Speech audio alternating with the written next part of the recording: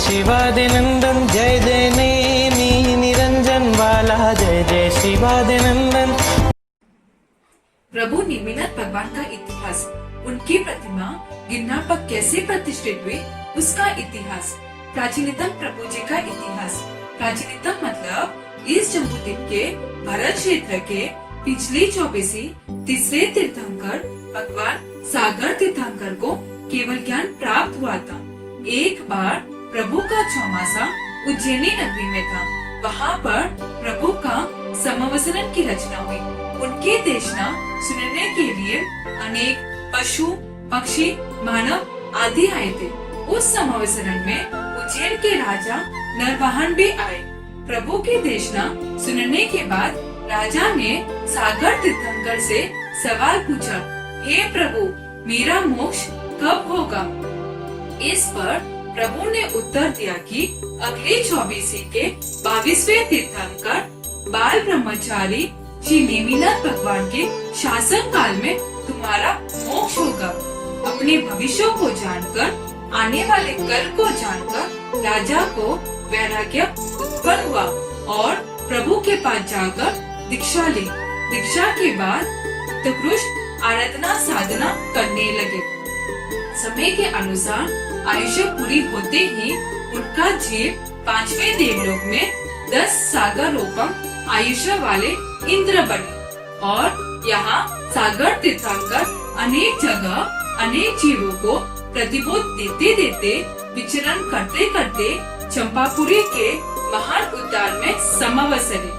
उस समय प्रभु की देशना सुनने के लिए 5वें देवलोक में इंद्र बने राजा नरवाहन का जीव देवलोक के सारे सुख को छोड़कर प्रभु के पास देशना सुनने को आए।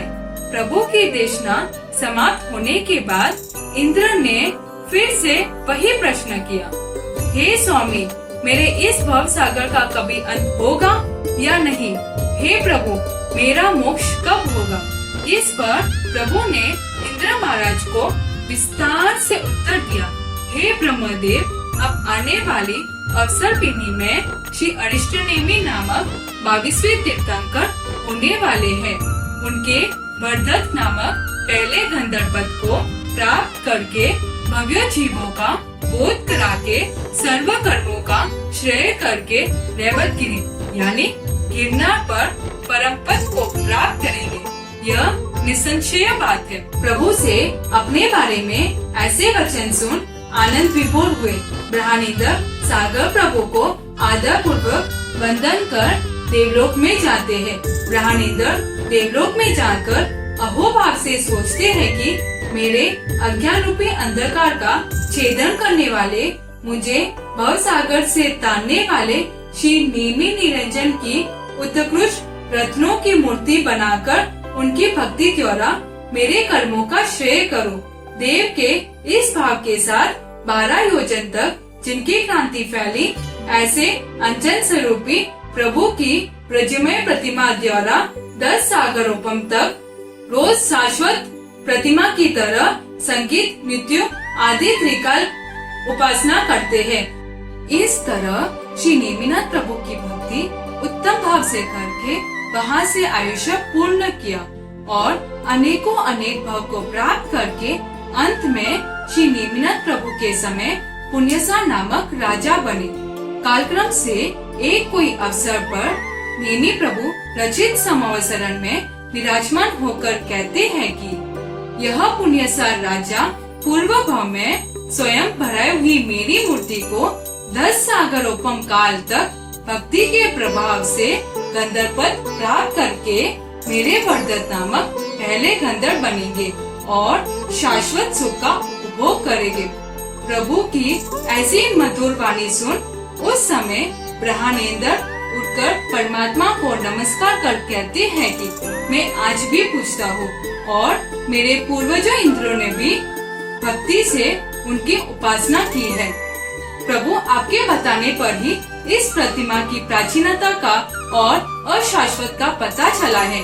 हम तो शाश्वत ही मानते थे।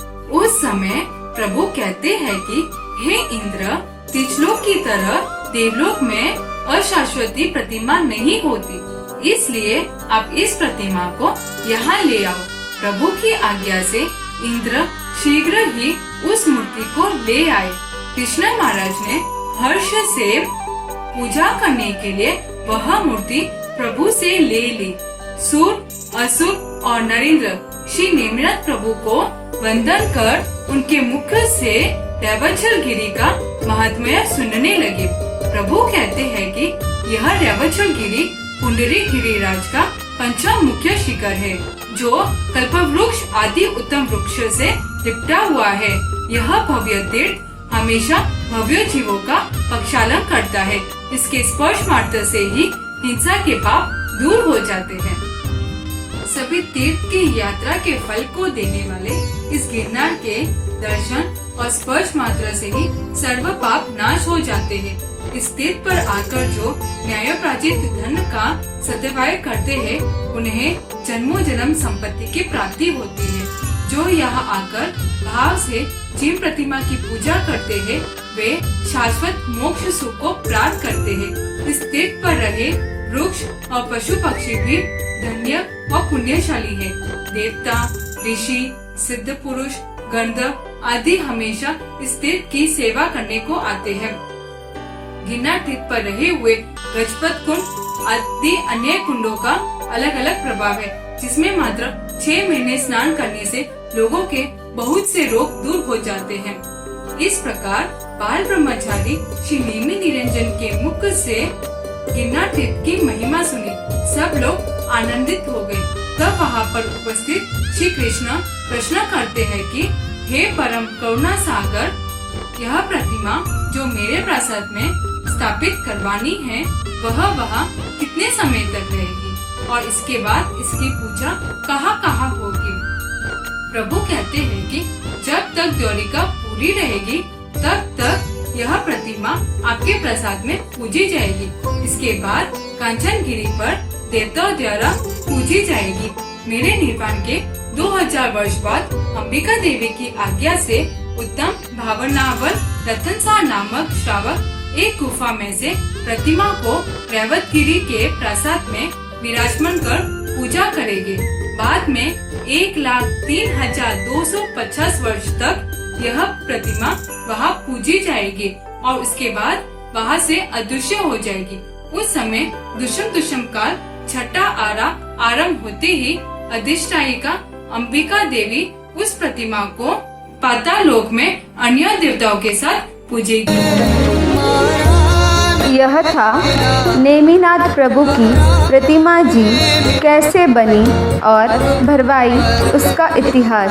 पार्ट 2 में हम देखेंगे कि रत्नसार श्रावक कौन थे और वे इस महान तीर्थ के नाश होने में कैसे निमित्त बनते हैं और उनके ही द्वारा फिर से इस तीर्थ का उद्धार कैसे होता है।